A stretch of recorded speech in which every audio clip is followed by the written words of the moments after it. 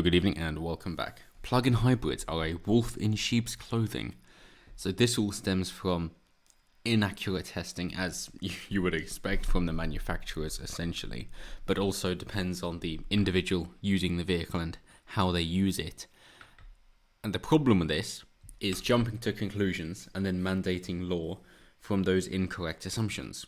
We've seen the same before with the same about being energy efficient and battling climate change by saying that, diesel vehicles are more efficient than petrol and therefore we should be using the diesel vehicles. And now, of course, they're saying, no, don't use diesel, that's terrible. So, yes, of course, the catalytic converters have come a long way, but diesel is definitely worse than petrol. And now they're saying that plug-in hybrids could be just as bad, if not worse, than their petrol and diesel counterparts. Which, that's terrible.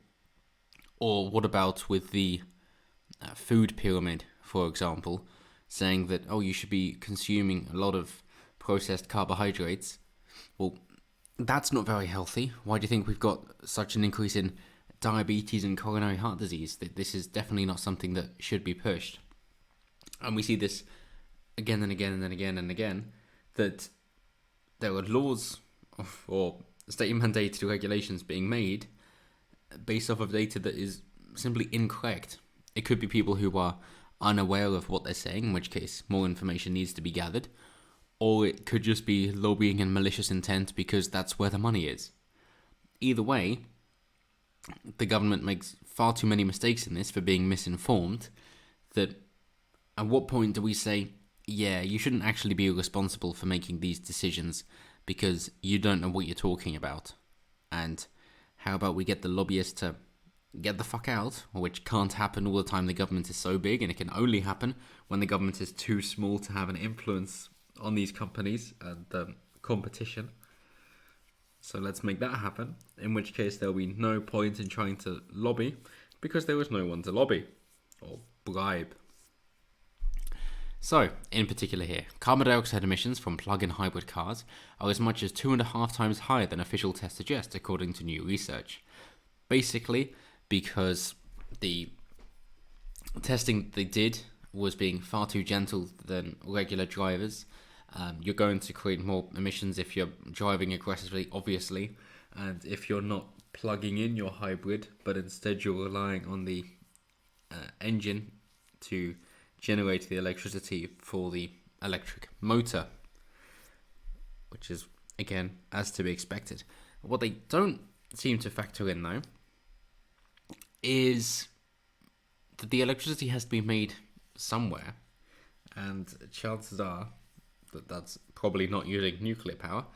Highly unlikely to be a renewable source, but even then, what does renewable mean given the emissions needed to create the item in order to create the renewable energy or transfer it into chemical energy in the form of electricity?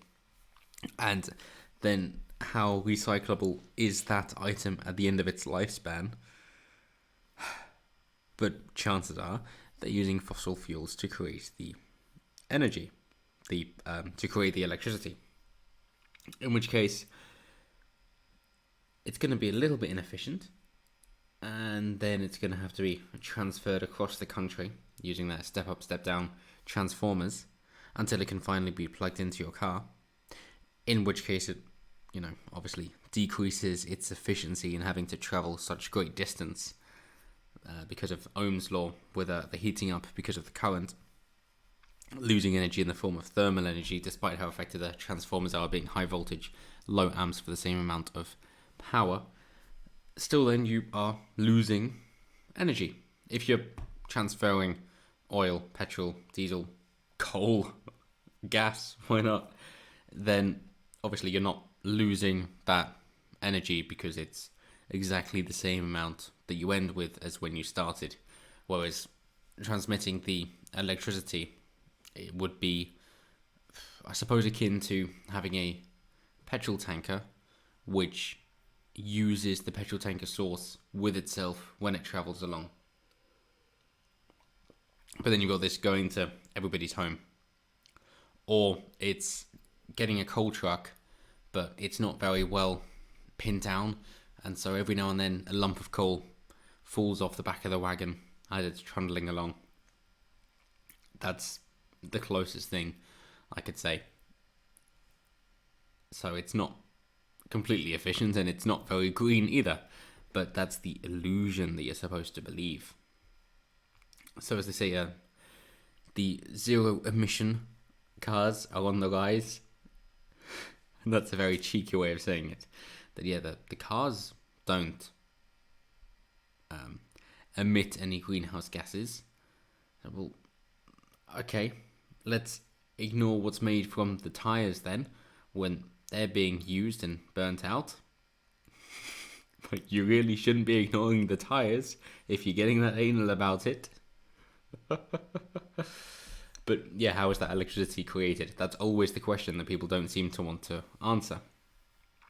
But to finish up, Nick Malden, who runs Emissions Analytics, a company that specializes in vehicle emissions evaluation, says if you always charge the battery and tend to do lots of short journeys, the plug-in hybrid electric vehicles will have very low emissions.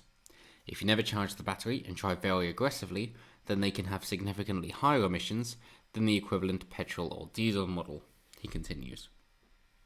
And this was shown on Top Gear a little while back. I think it was, they had a Toyota Prius and a BMW M3, I think it was. Obviously, you'd think, well, that's substantially different fuel consumption. And yet, you get the Prius to drive around hell for leather as much as they can, whereas the Beamer just has to keep up. And at the end of the test, the Beamer turned out to be far more fuel efficient, because it just depends on how it's being driven. The different cars are made for different efficiencies at different speeds and different ways of running it. So you've got to know your vehicle, you've got to know what's most efficient for you, and then run it as such. And ideally, of course, cruising, the less braking, the better. But these things aren't factored in. It is a far too simplistic approach, and yet,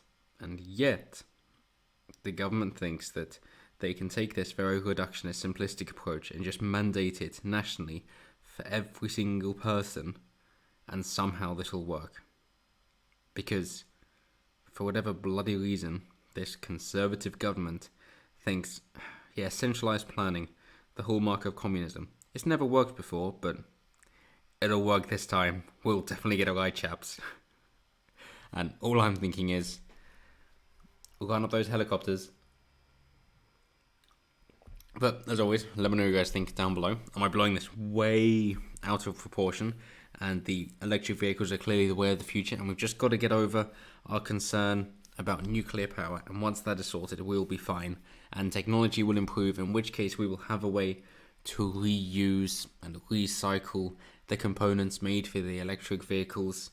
And so the government doing this is the only way in order to create that change, because there isn't enough impetus from the markets in order to generate that change.